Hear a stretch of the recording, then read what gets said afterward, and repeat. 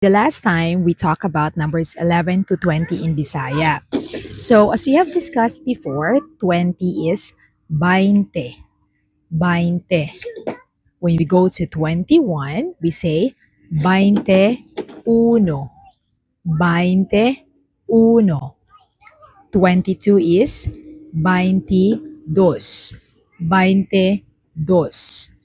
23 is 23. 23. 24 is 24. 24. 25 is 25. 25. 26 is 26. 26. 27 is 27. 27. 28 is 28. 28. 29 is 29. 29. And 30 is 30. 30. 30 is 30. We go to 31. We don't say 31. Instead, we say 31.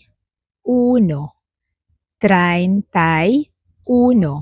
It's basically derived from Spanish, 31, which means 30 and 1. And then 32 becomes 32. 33 is 33. And it follows the same pattern as the numbers 21 to 29. And then you go to 40, which is 40. 40. Now, if you go to 41, you will say 41. And then 42, 42. And it follows the same pattern. 50 is 50. 50. 60, 60. 60.